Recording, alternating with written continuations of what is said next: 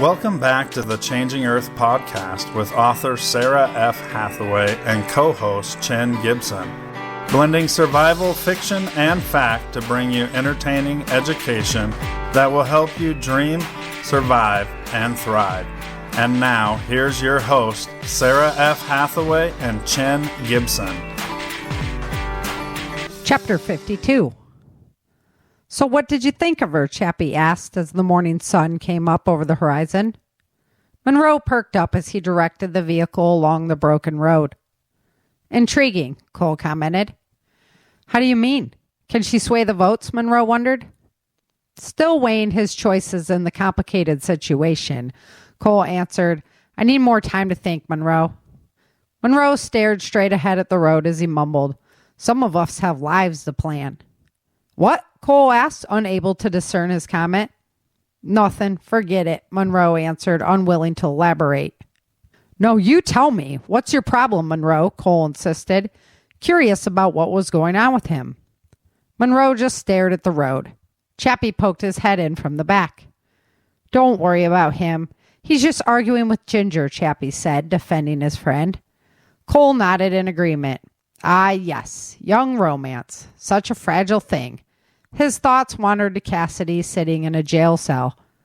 We need to stop and fuel up at the federal station on the border, Monroe suggested, interrupting Cole's stewing. I agree. Fill the cans, too. We can drive straight through, Cole responded. Sounds like a plan to me, Monroe stated, pulling into the fueling station. Guards stood posted and checked their IDs as they entered. They were waved through. Cole exited the vehicle and headed into the small building at the station. The guards at the counter noticed Cole's stripes and asked, Where are you coming from, Major? Hopetown. Completed evac, Cole responded flatly. They sent a major in for a cleanup? The Fed asked. Classified information, soldier, Cole explained. No need for secrecy, sir. We heard all about the malicious scum they picked up there. A job well done. Put me down for our tanks and cans, Cole directed. Yes, sir. You need to fill the water jugs too, the Fed asked, writing the supplies on the list. 2 transports worth, Cole informed him. We'll get you all set, sir, the Fed said with a smile. There's an officer's room out back if you want to relax and have a drink. He handed Cole a clipboard with the supply list and a pen. Cole signed his name, replying, You don't say. The ride had been long and hot, and Cole didn't see any harm in enjoying a drink while he waited. He handed the clipboard back to the Fed. Enjoy yourself, sir, the Fed declared. Thank you, Cole replied, headed for the door in the back. The cool air hit him like a wave as he entered the space. Air conditioning. Nice, he commented to himself. And good whiskey. A voice sounded nonchalantly from the dark corner of the room. Cole approached, surprised to see the man. Eli? Where is she, Virgis? Eli asked directly. They took her to Vegas, Cole explained as Eli poured him a drink. Shocked by the news, Eli panicked. And you did nothing? What could I do? I'd be in prison next to her, and your eyes and ears inside the Badlands would be gone, Cole explained his predicament. And where's William? Eli asked, handing Cole the shot glass. Cole paused for a moment, unsure what to say. Finally, he blurted out, He's dead. And you did nothing? Eli barked at him. I was loading up people. The feds were going to leave them.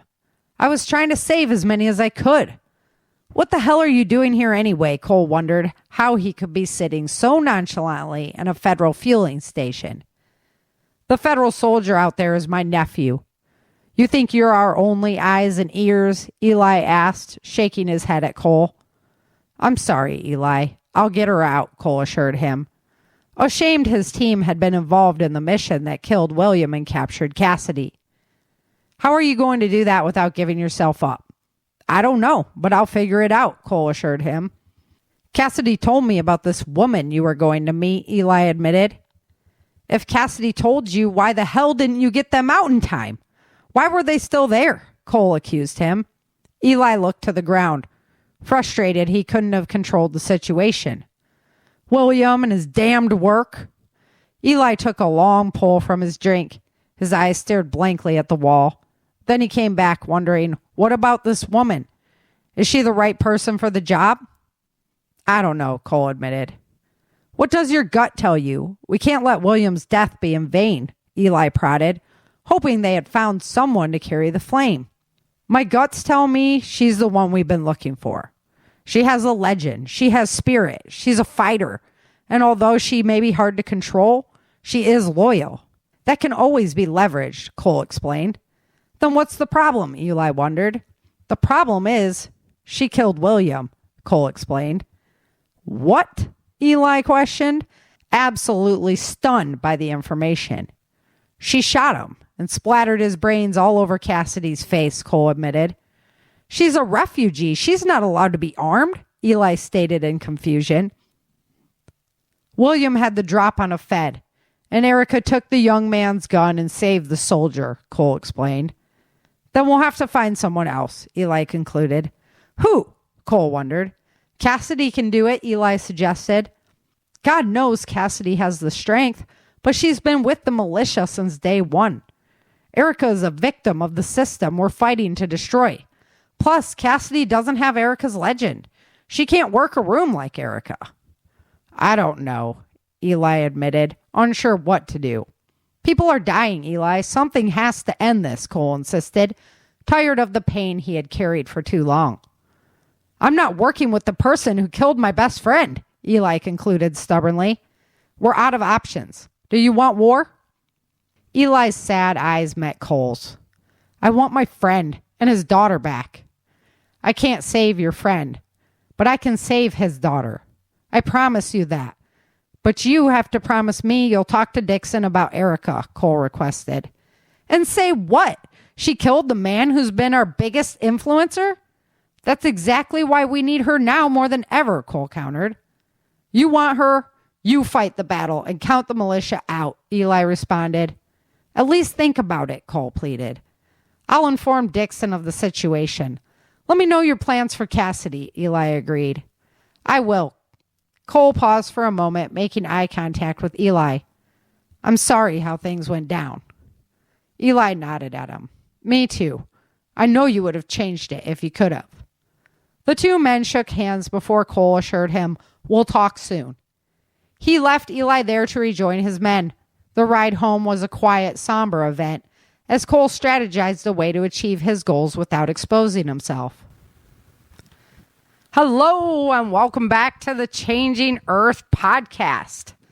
This is episode number, I have no idea, 453. Yeah, long pause. 453, season 15, episode 52. So we're all the way down to episode 52 on Virgis. 52. Right? Yeah, I can't believe 450 some odd podcasts done. Down. Just cruising. My pleasure. Oh, Changing Earth Audio Drama, another podcast that has episode 4 live now. So that's our first 4 block. And I'm not ready to announce it just yet, but I do have a special surprise in store for the finales this season. So last season we did the bloopers, and I think I'm as long as I can wrangle enough of the performers together at one time and synchronize schedules, might have a fun idea coming together. And Dave Jones is going to be involved in that, and so we'll have a big announcement on what's going on there. So just, you know, I'm an author. I like to leave you in suspense, that kind of thing. Big news. Well, let me, of course, mention Prepper Camp tickets. I just saw that the keynote speaker was released on LinkedIn. I saw that there. So that's cool. And definitely have to get over to Prepper Camp this year, guys. Always a blast. You will not regret the decision to make the trip out there. So get your planning done and get out there. Big news for me and my end of the world is here comes Beryl. I just had a feeling that, they were like, oh, it's going to just keep going west into Mexico and everything's going to be good. It's not going to. I was like, yeah, is it? You know, I just had this feeling that, nah, it really wasn't going to. And sure enough. Put the right turn blinker on, huh? Yeah. Exactly. And not enough of it either. Not enough right to turn blinker. So it's actually coming up. Well, they put like the eye of it right over the town that's just south of us. I was just like, seriously? Okay. We've lived here a long time. We haven't gotten hit by any of the hurricanes along the way. It's always seemed like this really, really sweet spot. But Beryl is definitely just, yeah. It's just attracted, So Beryl was the first hurricane ever to be so powerful so far east. Beryl was also the biggest hurricane recorded in the month of June, so already breaking some records there. It has a pattern really, really similar to how Harvey came in, so we're definitely saying prayers for everyone down in Galveston, down in Houston. Hopefully everybody is taking the appropriate precautions. It's really supposed to come in just mean and nasty. So the big worry for our area is, of course, going to be the rainfall. We just got our pool up, We're going to have to be letting water out like by the masses. But we're in a good area. We're already we've had some good sun. So it did dry up a bit, but we already got really, really saturated the beginning of this year. So it'll just be interesting to see what happens with that amount of rain. Now, I've heard stories of like it came in and flooded so bad in these areas. There was like a crocodile out behind the shopping mall and stuff. And alligator. Yeah. Oh, I'm sorry. Yeah, an alligator. One of those crawly. Talking to Ellen too much. Yeah, bite you animals. No kidding. Yeah. So, so it'll just be interesting. It's going to be a wild ride. It's going to be fun. So keep me in your prayers. Monday night, Tuesday, it's supposed to hit us. So there we go. Well, we just heard the chapter of Virgis. This was kind of like a regroup chapter a little bit. But, Monroe. Get some air conditioning and whiskey. Yeah, right. Air conditioning and whiskey. So a moment, but to kind of clear head. But we got the issue going on with Monroe. He's keeping secrets from Virgis. And then Eli is there when he stops for gas. And it's like time to pay the piper a little bit, right? What happened? And so some serious stuff went down. We're getting revved up to coming to the end of the book. So yeah, choosing your hard. I saw a meme this week that really struck a chord with me, and it was like, if you choose, or if you're going to work out, it's going to be hard, but not exercising is also hard on your body, right? Right. Yeah. So, working, going to a job every day, it's going to be hard. But not working and being homeless is also really hard. So, you can look at this and it's really choosing your hard and being prepared, being conscientious of what your family needs in these hard times and things like that. That's hard. But choosing not to be prepared is also going to be really hard. So choosing your hard, right? I love that. I just loved like the yin and yang, the synchronicity of it. I've just never really thought about things that way. And I was like, yeah, we're always choosing what it is. So life presents us many, many, many choices to choose from along the way. And, it seems like more and more, I don't know if it's because the next generation didn't have as much like interpersonal social contact, but they seem to be a little bit more lost in like analysis paralysis and stuff like that. And, listeners to my podcast, what I'm thinking of is that you guys are the next leadership. You guys, if something breaks down, something goes really bad, at least if you're engaged and you're learning this information, you're going to have these skills in your pocket that a lot of people don't. And when you are a leader, you're going to make decisions. And those are going to be hard decisions, just like Virgis, right? It's not going to be like, what am I going to eat for dinner tonight? So That's a hard decision sometimes. it is, right? And it happens every single day. It drives me nuts. Be thankful, right? That's true. That's see, right? Because it's hard to choose what you're going to have. But guess what? Not having anything will be a much harder. choice. Yeah. Choose your hard. So it really takes care of a lot of the victimization, I think, of just thinking about choose your hard. If it wasn't this way, it'd be that way. So all life's an adventure.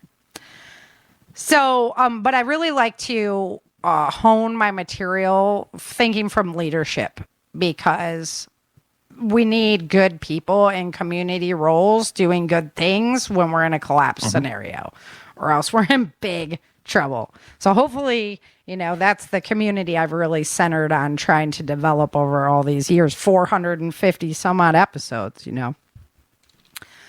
So these decisions will be more like, do I take the life of this guy that's coming in at us? Right. Yeah.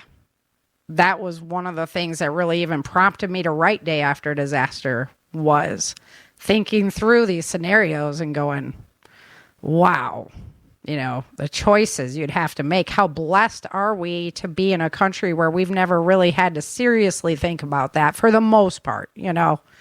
There's big cities where, you're living in fear, I guess. But is it as bad as like Venezuela was? Like when we talked to that one gentleman who lives over in Spain now, where you're packing, worried about getting shot at while you're mowing your lawn. Fernando. Yeah, Fernando. Right? Yeah. I just don't think that we've really. So if the decisions we're facing now are not that perilous, and you can't make a decision now, it's going to be really rough then. And you're going to have to understand that your decisions have consequences. That's why everybody gets scared about decisions, because they don't want to face the consequences of their decisions. And it's not always easy to live with, that's for sure. But you just have to own it. So on that note, you've got to stand for something, or you'll fall for anything. Nothing at all. Right? Or you will fall for anything. It's a great song. I love that quote. Our goal, and my belief, our goal is that as a human species, we should be looking how to better ourselves by bettering each one of ourselves to be more enlightened and more positive, and, spreading the word of the Creator. And doing that will allow our species to be able to evolve to a better place where we're not so, namby-pamby over every little thing in life, it seems like these days, so divided. The only problem with that is being somebody who wants to bring a lot of love and wants to bring a lot of light, and you think you see that in other people, and sometimes you just don't. And they're there to hurt you. So you have to be also aware that not everybody is on board with you, and making your decisions is going to be based on those facts, right? That's why we do all the area intelligence. So this analysis paralysis, though, we've talked about this for years because it does seem to be a reoccurring problem. I try not to let it. I'm like, I'm in analysis paralysis. I just got to choose and go. Just choose and go, And as long as those actions are firmly rooted in what I believe, I always ask, what would Jesus do? Right? The values of love and respect for our planet, for fellow people, for, the inhabitants of this planet. As long as all of your decisions are based there, then you're doing pretty good. Yeah, kind of a litmus test. Right? Exactly. Time to check myself and be like, hey, am I following what Jesus would do? Now, in a situation where somebody's going to harm you or whatnot, obviously you're not going to be like, okay, turn the other cheek. That's when it's time to self-defense up. But that you're not the one who's going out and attacking people, who's going out looking to hurt people.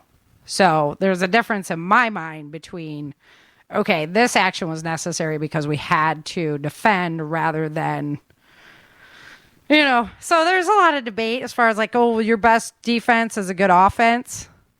I'm not a military strategist. I'm just looking at it more of what do we do to protect our communities and get along.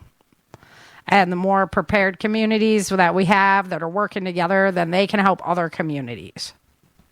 And if you don't fit in with this community, then you can go over to that community. So that's kind of how I'm looking at it as far as, kind of in normal life, but good offense is staying alert, aware, right? Right. Yes. Yeah. And so that's your offense. Yeah, exactly. Mm-hmm. That you're not just walking through with your blinders on, waiting to get attacked. Oh, I was talking to my, side note, squirrel, I'm sorry, but I was talking to my martial arts instructor, and he does private lessons and stuff like that, And he's like, if I get one more private lesson because somebody was almost kidnapped, I'm just going to go off. I was like, wow. Not what I wanted to hear in our area. Who would think, right? Yeah. So it's legit, guys. It's everywhere. Like, really have to be self-defense aware, and you have to be teaching, I'm sorry to say it this way, but you have to be teaching the females in your life this too. They can't get away with like, oh, well, I don't want to get sweaty and my hand might get bruised. Well, guess what? 30 seconds. 30 seconds and your life can be completely altered. So, yeah, they can't be just the guys like, oh, well, I'll be with my woman. Well, what are we, that society where a woman can't go out without a man because she can't defend herself? No, we're not that society, So, please, that's my little public service announcement. And the older people. Well, I mean, reality, you can't, like, if you're a couple and you're both work full time, you can't always be with each other. Right. Yeah, but it's just not. It's my job to defend the family. Well, what if you're not there? Yeah. Sorry, I can't go on this business meeting. My husband's got to work today. Yeah. No, that's not realistic. And then you're just walking to your car, heading your cell phone, and boom. So, yeah, just everybody, that's got to be done. It's self-defense has got to be one of the paramount things in your prepping plan.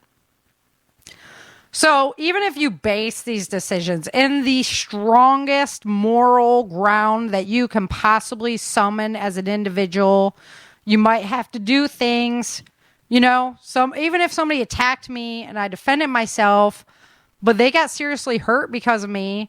Of course, I'm not going to be in tears because I hurt somebody, but there's still going to be that part of me that's like, that feels bad, because I had to take those actions because we couldn't work through it in a different way. So you're going to always be, stuck with that emotional feeling.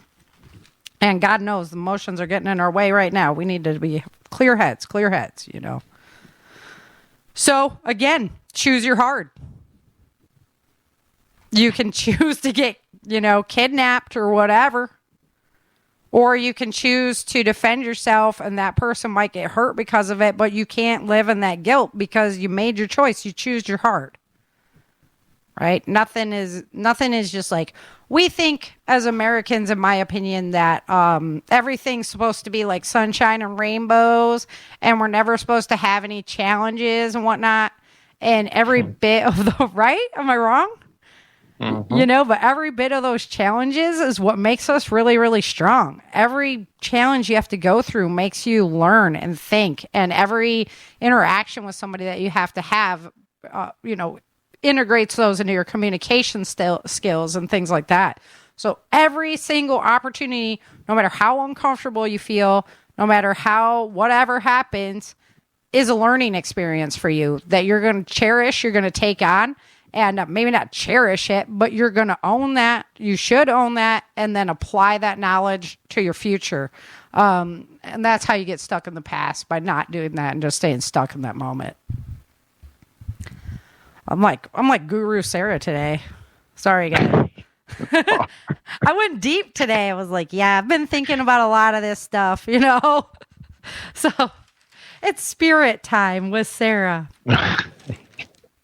And a magic carpet ride. Yeah, it's true, But, I mean, if you're going to always just trust people that for your moral standing, that's not going to work. You have to have it based in a strong respect for whatever God you're worshiping, as long as that's very positive. Of course. You have to be honest in your observation of people, right? I mean, don't just say, "Ooh, he's going to be a nice guy." I mean, watch and listen. Yeah. To how what he says or what they say and how they act to make your judgments. Actions speak much louder than words, and like we were saying last week with the debate, questioning. Let people just talk to you. Ask them questions instead of just spewing forth your stuff from your mouth and giving them all kinds of information along the way about yourself. Ask them questions. Yeah, don't superimpose what you want it to be like. Yeah. Actually observe to see what it is. Yes. And that's so much easier said than done.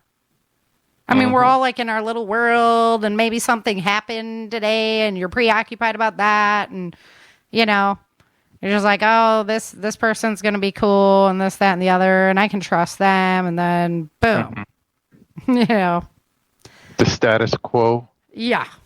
Yeah. Okay. So what holds you back from making decisions? Because that's really what we're up against now, right? Is like, okay, so we're going to base our decisions in the best possible light we can. We're going to live that way. We're going to try and be always reaching that better place and just replicating, what would Jesus do in his vast wisdom. And so how do we make those decisions along the way when we have so much going on in our heads and we have so much going on in our lives, and we make ourselves believe like we don't have choices sometimes, which we absolutely do. So one of the things that holds people back, this is from Psychology Today. And again, I only took this as I'm going to have some major problems with some of their stuff. I'm just going to caveat that right now. This is going to be nothing like their article. Fear of failure. So they talk about parenting. Like, this is all, they go into parenting and how you were raised. Like, oh, because your parents reprimanded you for making the wrong decision, now you don't want to make decisions in your life. Okay, first of all, get a back. How's that working out? Yeah, like, okay, it's time to grow up. All right. Like I said, the past is there for us to learn from, to garner experiences from. There's no loss. There's no, man, even if you screwed it up so bad, well, you learn not to do that again, right? Man, that pan was hot. Yeah, I mean, you learn to not do that again, I think I'll use the oven mitts. Oh, well, that person broke my heart. Well, how did that happen? Right? Was there something you missed along the way? I mean, this can all be learning experiences, no matter how painful it is. People like... Didn't you talk about walking down the driveway without shoes on? Yes, thank you for letting the whole listenership know that. But yeah, I did. Yeah. And that was hot. I got like halfway down. I'm like, I should really have had shoes on. I had no choice but to continue on. So yeah, I'm going to be putting shoes on in the future. It's 100 some odd in Texas. Yeah. People like Carrie, who's doing the Mom's Day bunkers, that's her story is rough. Man. I mean, woo. What an individual to be able to take that experience and not be like, oh, my life was so horrible, and now I'm just going to wallow in the misery. Like one after the, she was like 2 is 1, 3 is more. Right? Yeah. She had she's a warrior. The mom moment. She's a warrior. Yeah. Oh. And talk about embrace the adventure. because that gave her all of her wisdom to be able to go forward, do this show, help other people. And do a show, right? Talk to not just like hide from the experience. Like she talks to other moms with similar heartbreaking experiences. Right. Well, that's what I'm talking about. Like, wow. So you can choose. Again, it's your choice. Choose your heart. You're going to choose either to learn from that experience and press on. And yeah, I'm not saying that like it's not like the pain of what you went through is not going to be there. And that's hard. But don't think she's a stronger person for dealing with it?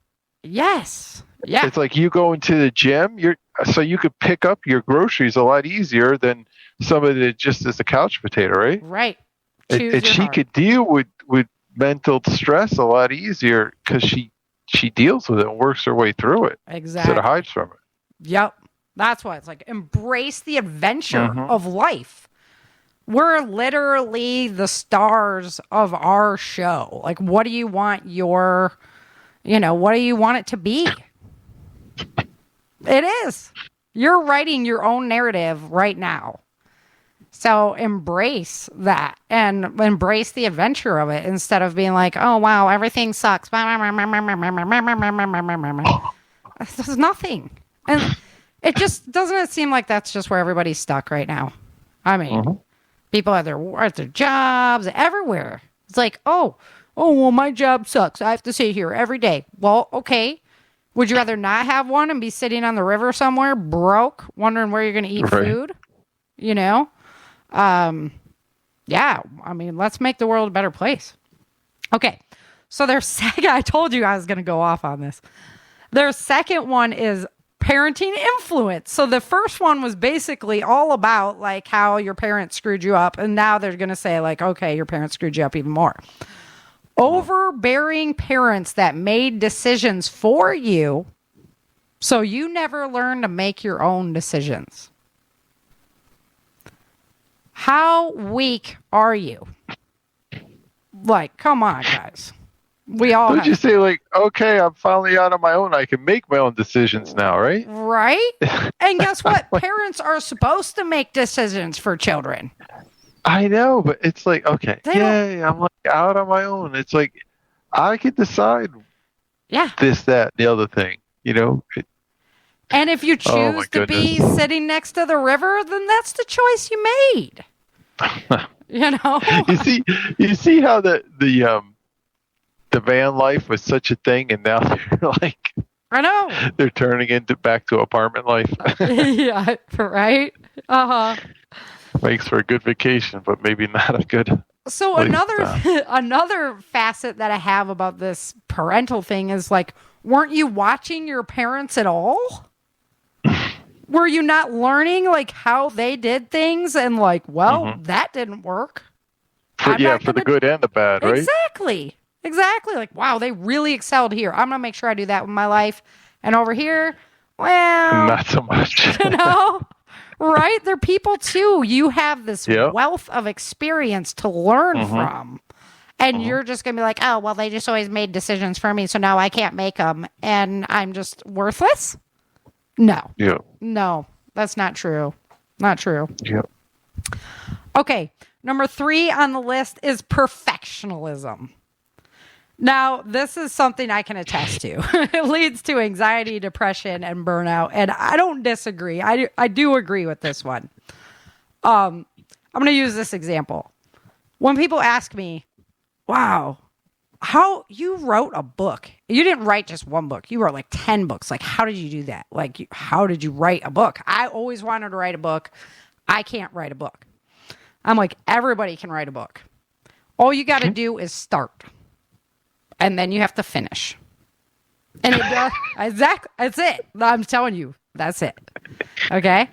Because whatever's between those 2 pages can be edited and re-edited and polished, right? But eventually it has to be published. So as long as you start somewhere, you can always work on getting better along the way. The first season of the audio drama is good, but the 4th season is rocking, Because I didn't sound effects, the soundtrack. Right. I didn't sit there going, well, I don't know. It's got to be perfect before I can get it out there. I went, yeah, I want to do this. Let's do it, you know? Mm-hmm. So don't let the perfect get in the way. You have to just start and end. And I always call it polishing the turd. Because, like, as long as you made the turd, like, you can polish that thing up and sell it for money. I'm sure of it, you know? So, or have your story, you know, have your book, whatever you wanted to do with that. And life is a lot the same way. If you have a goal of doing something, well, get at it. And you'll get better along the way. I mean, did you know everything there was to know about every facet of homesteading life that you're facing now? You know, before you... Did you say, do I? Yeah. Or am I still learning? Yeah, right? Yeah. You're still learning, right? And like you said, I mean, you just got to do it. You just got to cut that first board. You know, Yes. You just dig that first hole. You got to plant that first seed. You just got to do it. Yeah. And if you cut it wrong... And some of it goes well, and some of it, you know, trip the loaves. It's all good. It's all good. We learned how not to do it. Now we're going to do it, you know? Yeah. So I don't really 100%. like quotes from Thomas Edison, but you know, Edison tried 100 different ways to make the light bulb. What did he find out? 99 ways not to do it. You know? Right. I mean, that's what it's all about, guys. So don't let the, you know, I have to research, I have to do this, I have to do that, that's never a bad thing. But don't let that stop you from actually choosing and going. From starting. Yeah. Exactly. Yeah. People are like overwhelmed. Like, I don't even know where to start to write a book. What? You start with one word on a piece of paper. Yeah. And then that word becomes 2, and then it becomes 3, and then it becomes 1,000, you know? So, don't let it stop you. Okay. You're a people pleaser. So I totally agree with this one as well. My mom told me when I was young that there's always going to be people in this world that like you, and there's always going to be people in this world that don't, and there's nothing you can do about it. Yep. But you cannot please everybody. So that is fruitless to even try. And if you're constantly making your decisions based on what you think other people want you to do, you're basing them off of information that you don't even know. Because that's an assumption. You don't know what they're thinking. You don't know what's really under there. Nobody does, unless you're telepathic. I mean, so that's why firmly rooting yourself in a set of moral values that is unbreakable is the best way that you can make sure that your decisions are for good, right? For a positive future, for making things better. You just don't know what people are thinking. So that's just... And they don't know everything that's going into your decision making. Right. And they're like, why did he wear jeans today? Well, maybe because, you know, what he was going to do that day required that he needed something to protect his legs, and it wasn't a shorts day, you know? Right. Exactly. They don't know everything that's going on in your... It certainly would make it easier, though, if we did know everything like that. That would be much easier. Well, just ask Google. Yeah. Oh, AI. I'm sure AI's got the answer for us. Yeah. Chatbot. Yeah. Okay. Yeah. Losing Stay sight. on social media enough. Yeah, that rolls right into this one. Losing sight of the bigger picture. So, you know, that social media, even media and stuff, they try to like pull you into the details and fire your emotions up so hard that you can never get out of that realm of thinking. You have to pull back. You have to be able to see bigger picture things of what's going on, because like you say, you don't know everything that's going into that decision-making process. So we don't know why certain billionaires or whatever are doing certain things. They're playing chess on 4 levels, you know? And so if you get lost in that detail, you can just get totally run over. And, you know, in your own life, you should have goals. Write it down. It's undeniable then. Like, what is your mission statement for yourself right now? For your relationship? For your kids? For your community? write that down so that when you start going down the road of accomplishing that goal, you don't get stuck in the details and then never get the goal accomplished because you squirreled off on part 2, you know? So I could see this being really important, especially, during a collapse. There's going to be a lot of really important things that communities have to take care of that we haven't had to think about for a long time. And so having a specific goal of what has to be accomplished to provide the best standard of living for your community, that will be really important to have a good grip on. And yourself, always yourself. You should definitely have a goal for yourself. Unless your goal is to be goalless and just meander around aimlessly, exist in the Zen. Yes, sloth. I mean, lack of confidence. So I'm just going to be dead honest. This is something I've never really struggled with. I choose your heart, though. There's times, open mouth, insert foot. Confidence, overconfidence can be a bad thing as well. That leads to arrogance. That leads to pride. So there has to be a balance and a temperance of your confidence as well. But confidence is gained by positive self-talk and experience. So one of the things that I've noticed is people are not only bad-mouthing the world and everything around them, but they're also bad-mouthing themselves. People ask me sometimes, when I was teaching martial arts, especially and stuff, why are you so hard on us? It's well, if you think I'm hard on you, imagine what I do to myself. Right? Because that is definitely an outward display. So you have to give yourself credit. You have to give yourself celebrations. You really need to stop this negative self-talk. You need to look yourself in the mirror, tell yourself how amazing you are. You're one of God's children. He knows how many hairs are on your head. Everybody is special. Everybody has their spot. So in my household, we're not allowed to do self-put-downs. You can pick on other people. That's fine. But you can't pick on yourself because that's just not healthy. And then experience. So the only way to get experience is to get experience to make those choices, to go and get experience.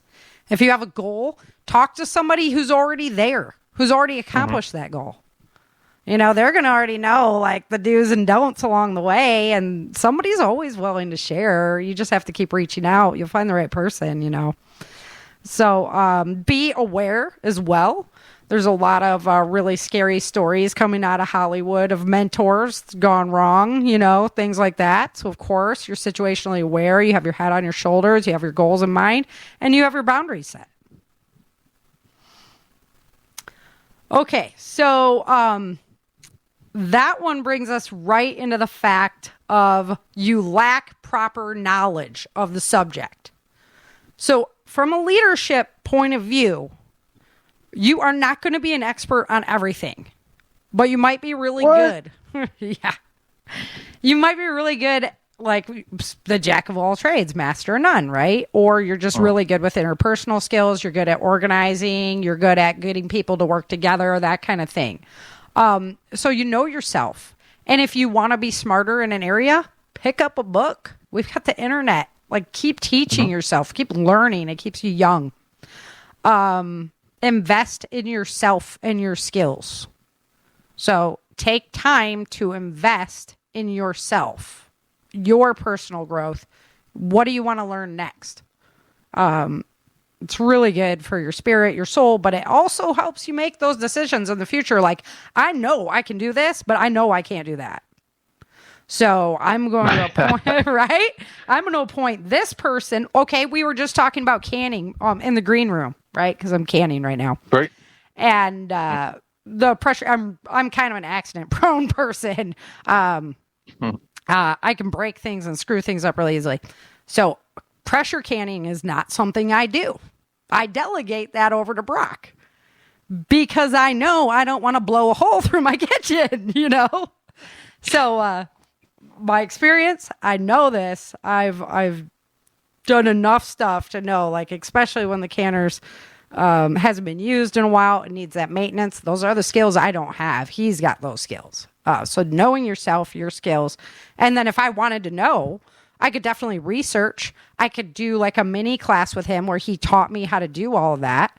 That would be great. I probably should at this point, but that's educating yourself. That's investing in yourself. It doesn't have to be like a huge money expenditure.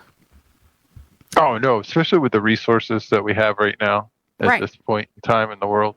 Exactly. I've done stuff like repaired my tractor, repaired the truck, just done stuff, worked on the house, which I would have never thought I could do, but you research it and you just do it. Yeah. You got to start somewhere. Mm-hmm. Yeah, we used to have the Chilton's books. Now we got YouTube. Oh, yeah. We got like video of people doing it. Yeah. Right. I use both. I watch the video about 5 times, and then I go out with the Chiltons and crawl under there and get all greasy. Yeah.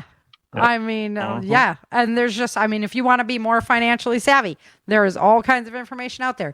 If you want to know more about area intelligence, there's all kinds of information. Obviously you're here. So, let's keep learning together. Okay. The last two I hate. Okay. So here we go. Yeah. You have Aboudomania, it's called. Aboudomania.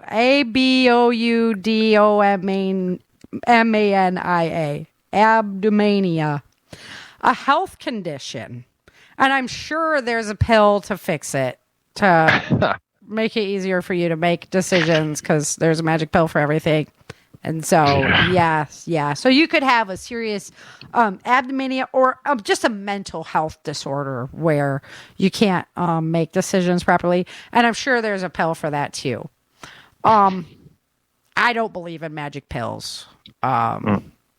So I'm much more an advocate of look inward.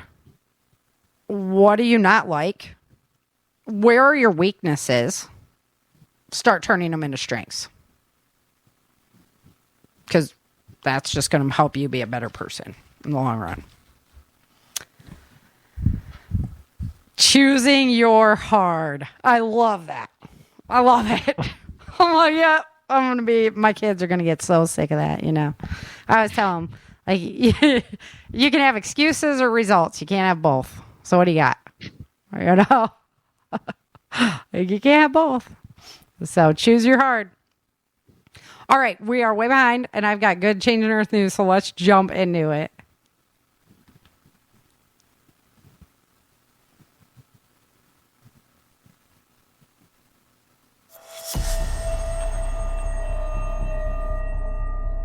Dream, survive, thrive.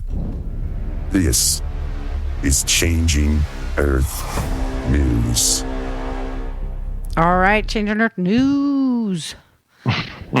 Today is July 7th of 2024. We have had some solar activity, M-class storm coming from plasma releases from the sun. We talked about that last week. There is a huge sunspot inbound. They have technology, so if the sunspot is really big, they can detect it on the other side of the sun before it even turns in to face us, which is really cool. And guess what? There is a big one coming, and it should be popping out right about the time Hurricane Barrel's coming in. So, yay. So if you haven't been following Changing Earth News, we have a solar event, we have the hurricane ongoing, it can literally supercharge up that storm. The solar activity always supercharges our storms, and that would be very bad. So we're going to hope that one's just going to come around. It's going to stay quiet. They haven't seen like any X-class flares coming off the other side or anything. So we'll just have to see what that looks like and cross that bridge when we get there. All right, July 1st, 2024, 371 earthquakes or 2.0 or bigger, biggest of which was a 5.3 in the Philippine Sea by Tokyo, Japan. Northern Italy got hit with more severe flooding. Switzerland was also affected. It left at least 7 people dead over there. In Otiva, Namibia, They were receiving emergency drought relief, food rations and water rations. They're having a severe drought over there. So as I've been preaching, it is the world of extremes. You know, as bad a rainstorms as could be happening right next door to them, we got droughts going on and everything is just dry and hot and cracked. So welcome to the world of extremes. I don't see that relenting anytime soon. Until we get till we finish our pole movement and get some of our magnetic shielding back. And it's going to be a wild ride till that happens. So strap in tight. Phoenix, Arizona, hit by a dust storm. They've been having quite a few of those. They do still have some wildfires burning out in Arizona big time. Brazoria County, Australia. They're having lots of wildfires there. That is Eastern Australia. So we'll keep eyes on that. July 2nd, 2024, there was 423 earthquakes that were and keep in mind, let me back it up just one second. Keep in mind that the southern hemisphere is in the wintertime. So those are wildfires happening in the wintertime down there. July 2nd, 2024, 423 earthquakes that were 2.0 or bigger. Biggest of which was a 5.2 in the Banda Sea near Indonesia. Kansas City was hit with some severe flooding. India's northeast part of the country had flash flooding that killed 16 people. Venezuela is experiencing flooding because Hurricane Beryl went through, caused everything to flood there. The Caribbean was also hit by Beryl. It came in as a Cat 5 when it hit the Caribbean. The Caribbean got scoured. There are some really, really heartbreaking stories coming out of the Caribbean area. The Greek island of Kos is having wildfire activity as well as Greece itself. So we're keeping eyes on that. On July 3rd, 2024, there was 393 earthquakes that were 2.0 or bigger, biggest of which was a 5.3 in Chile. There was a 5.3 in the Gulf of California. Southern China, the severe flooding down there is just continuing to go aggro. And I've got my tinfoil hat story for you. So I know I just threw this out there. I have no idea if this is warranted or not. I'm just like totally, this is totally tinfoil hat. I haven't heard it. This is just my brain working. So we had the flooding that affected Dubai. And we know it is because they flew that plane over that supercharged the atmosphere. That's legit. That is fact. They were testing new way of cloud seeding, and guess what? It really worked. So if you wanted to cripple a country, a world, and you wanted to take out its food supplies, you might cause severe flooding in areas like Brazil, the Midwest of the United States, southern China, northern Italy. It's just kind of ironic after how many food production facilities we have mystically exploded.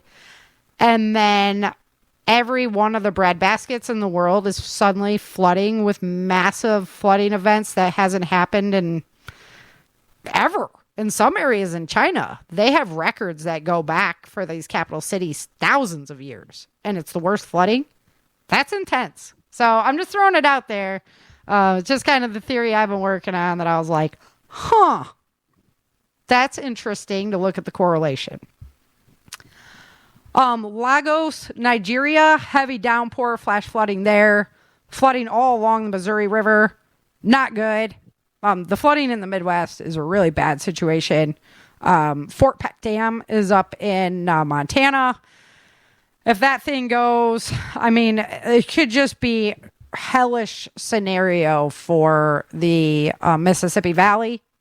So, and, you know, Missouri River feeds the Mississippi, so it looks like flooding there. And if that were to flood out, you know, that's our real breadbasket of the United States. So definitely keeping an eye on that situation. North Carolina, you said you're getting some rain today, but I did. We are today. Yeah, I did see the story though that you guys have been really, really hot. Mm-hmm. Lack of rain causing some crops to go. Yeah. So I mean, it's been brutal hot. Yeah, the extremes, right? Welcome to the extremes. So they were calling for a drought emergency declaration over there. July 4th, 4th of July, Independence Day, Happy Treason Day. 355 earthquakes that were 2.0 or bigger, biggest of which was a 5.6 in the North Pacific Ocean by Canada. That's up in the Cascadias in that region. The 5.7 swarming still continuing out there in Cascadia Fault. It is a fault line that's just west of the Canada region up there, so by Washington. So it's been really, really active. They're worried about a major earthquake there that would cause a tsunami to hit the west coast of the United States. So it's really important we keep eyes on that one. Mount Etna in Italy erupted. They have some really cool pictures of the infrared of the pyroclastic flows coming off and then hitting the water, which is really, really neat. Severe flooding affecting 1.6 million people in Assam, India. This is a big humanitarian nightmare. All I watched was those numbers climb as I did my research. So prayers go out to everybody affected by that, and really all over the world. Bangladesh also getting severe flooding, 1 million people affected there. And then Jamaica was hit by Burl. They weren't sure if it was going to actually hit Jamaica or not, but it did. That's when it started climbing north, and that's when it took on its Texas trajectory. July 5th, 2024, there was 400 earthquakes that were 2.0 or bigger, biggest of which was a 5.3 in the North Pacific Ocean by Canada. That's still the Cascadia, still continuing to make noise. And also Mount Rainier started having swarming events of earthquakes as well. Swarm events, when it comes to earthquakes, are like minor earthquakes, but there's a bunch of them, right? So we're talking like little 0.5, 0.2, those types of thing, but a lot of them. So that's always kind of a pre-indicator of a bigger earthquake coming, or it could just be releasing stress, and that's perfectly fine. So it just requires a little bit more eyes on the situation. Let's see, Beryl hit Cancun. They had like 8 feet of rain, severe wind. They got just clobbered as Beryl came through. Balochistan hit by a dust storm. So I was like, where the heck is Balochistan? So it is, it's actually, part of it is in Iran, Afghanistan, and Pakistan. It's this area, and it's historically known as Balochistan. So I had a big windstorm event over there. California is lighting up. It is having some historically hot weather. And of course, that is going to cause wildfires there. They got like 30,000 people displaced right now due to fire activity.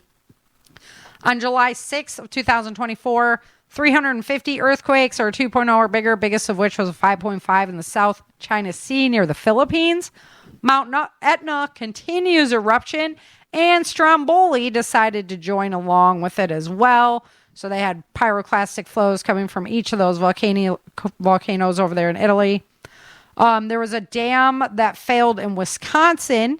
Heavy rain and flooding caused evacuations in the Milwaukee area. It was the Manawa Dam. So, this is just putting stress. I mean, those dams were all made like 100 years ago. They really needed to be updated. And our money just hasn't seemed to be going back into actually building back better. So, they're all primed to fail right now. It's really not a good situation.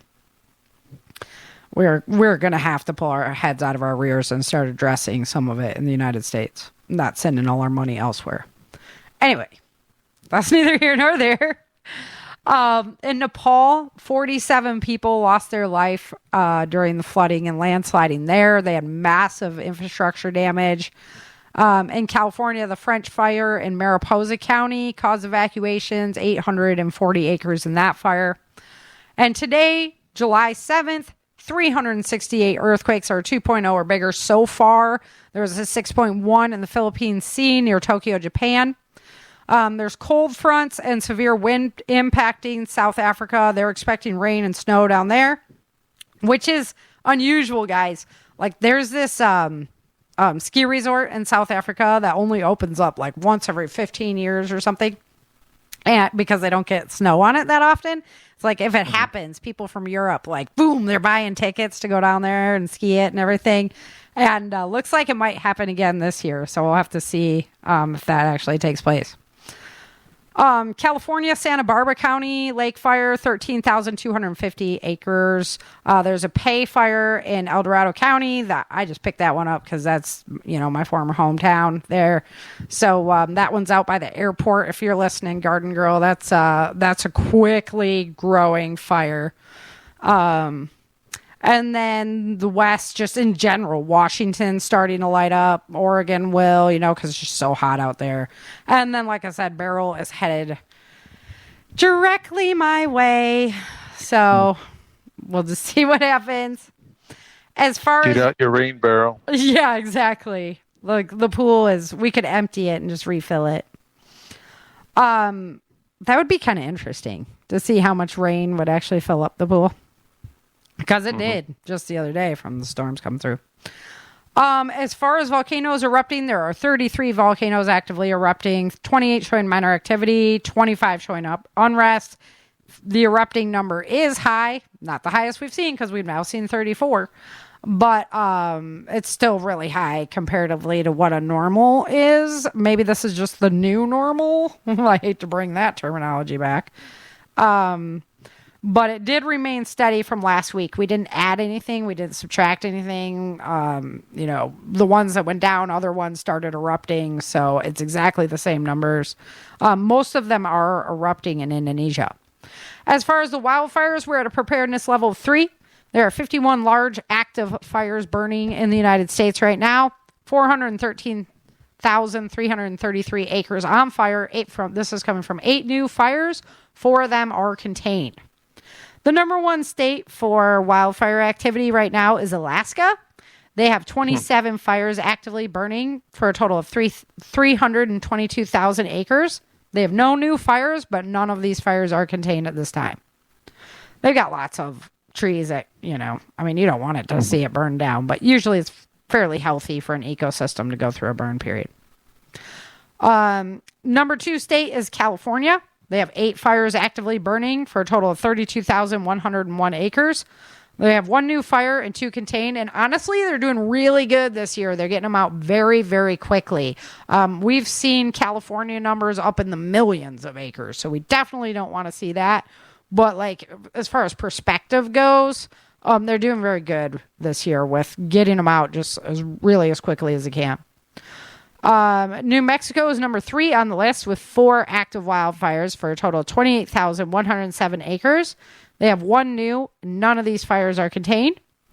And number 4 on the list is Washington. 4 fires, 11,570 acres. This is coming from 2 new fires, and none of those fires are contained. Alrighty, well, next week our show is on preparing for a megastorm. So I am in the prime position to be learning as we go. Take those notes. That's right. So when we touch base next week, I'll be able to be like, well, you need a raft. Oh, speaking of the raft. Okay, so we've been talking about having a boat in your attic for tsunami or whatever. How could you get out kind of thing. They now have this. It's like a bounce house that you go inside. Yeah. Have you seen that? No, I know what a bounce house is. Yeah. Right. So, but it's like a bounce house. You go inside of it. It's like you can camp in there and whatnot. And it can ride the tsunami and you stay alive. Nice. I know. I was like, I totally need one of these. We are going to live in the bounce house. I don't even need that tequila now, Chin. I got it all figured out. I'm sure it only costs... You might want to put a bottle inside the bounce house. Right? I'm sure it only costs $100,000 or something, No big deal. Everybody can afford that. It's like chump change, right? I would. You're right. Are you right? Yeah, So yeah, look it up though. It's pretty cool, man. I was like, yes, because I was thinking, you need a bobber or something that you could go inside of it, so it always belongs up to the top. Well, somebody was thinking the same thing. It's a pretty cool little system. Yeah. It's pretty cool. It is rubber. So again, you have like the puncture risk, but it's built for tsunamis. So whatever they're putting on there must be pretty darn stout. Yeah. Alrighty. Well, looks good. Well, maybe you can get next day delivery from Amazon. Right? I know. I think we'll be okay where we're at. I mean, we're on a hill. That's it. We have to be pretty darn serious. So, but I don't see any questions in the chat. So, guys, if you want to come over and subscribe, that's awesome. Come on over, changingearthseries.com. Help the Changing Earth go around. Really appreciate everybody who, is members, subscribing members, and donates to the show, making everything happen. Also, please head on over to my YouTube channel, author Sarah F. Hathaway, or just look up Changing Earth Series and you'll find me. You'll find both the podcasts there, and give it a like and subscribe. I'd really appreciate it if you guys went over there and did that. But yeah, stay safe. If you're in the path of the storm, please, do what your preparedness plan dictates. And if you don't have one right now, get cracking. Shame on you. If it's appropriate to evacuate, best to evacuate and just get out of there and live another day and worry about it later. But yeah, hopefully everybody stays safe and healthy. And with this heat and the rains and the crazy storms, let's just get her done and start building our communities. Alrighty, guys. Chen, thank you so much for coming, as always. Appreciate you. You bet. You're the best. Until next time, remember, dream, survive, thrive. Thank you for joining Sarah and Chen for this episode of the Changing Earth podcast.